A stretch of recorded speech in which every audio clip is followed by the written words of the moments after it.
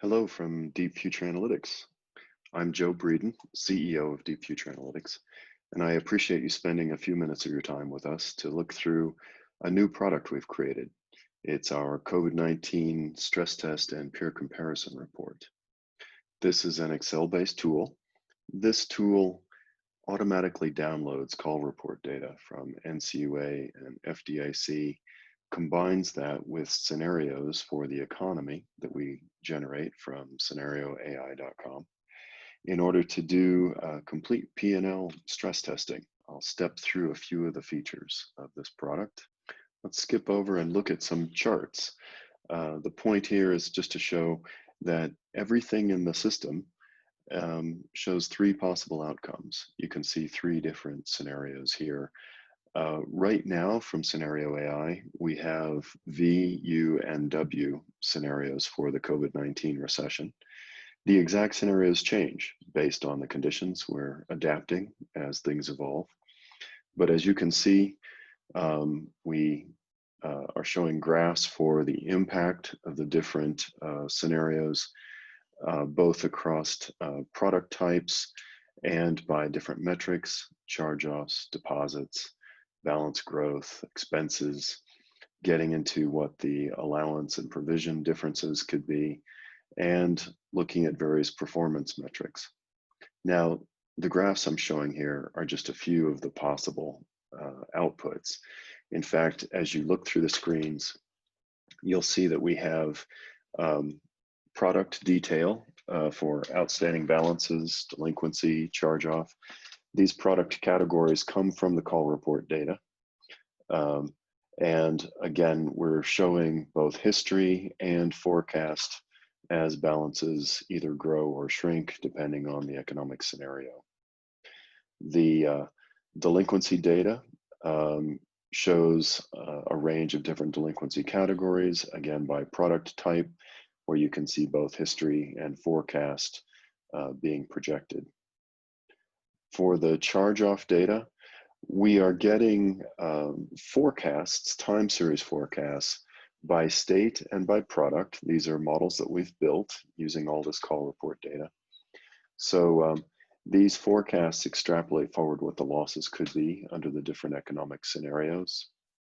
You'll notice that we also include recoveries in order to get to a net charge-off balance, and even include overlays for the impact of government policies.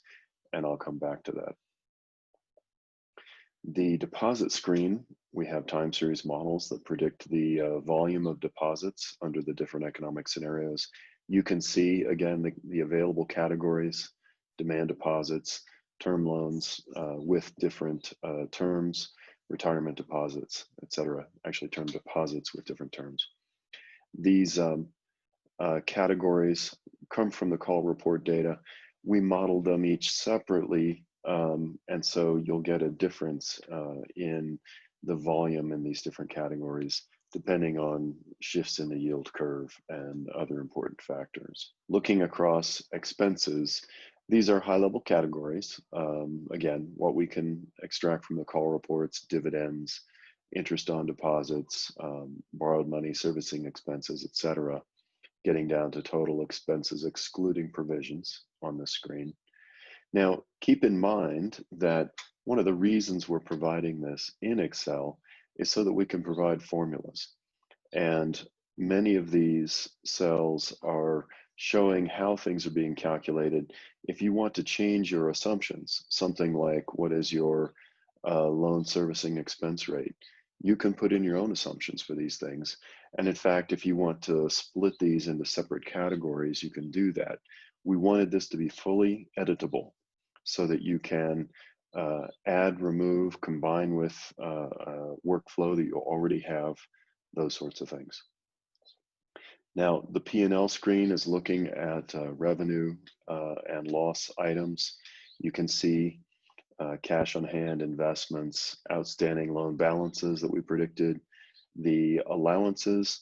At the moment, this is showing a 12-month forward look on the allowance, kind of a FAS 5 model with Q factors for the economy and the resulting coverage ratio.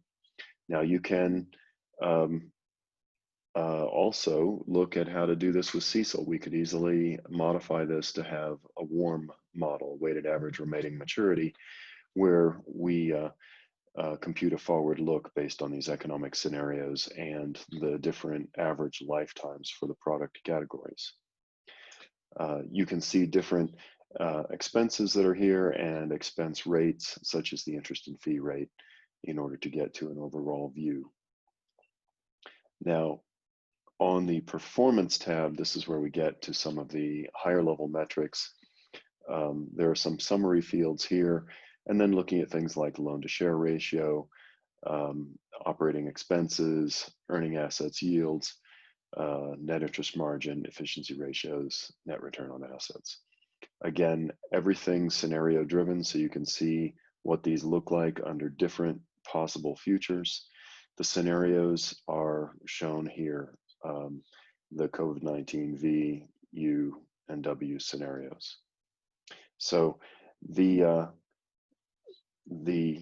scenarios drive forecasts. The forecasts are based on models that look at the past. Now, all models are pattern recognition engines. That's what they do.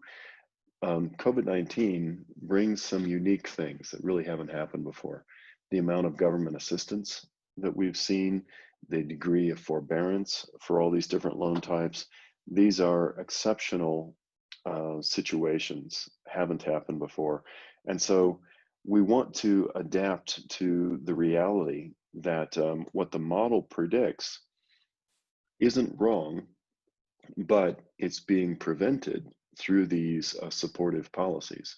So this kind of assistance is good, but what it means is that some of the losses that you would have had are being pushed out into the future.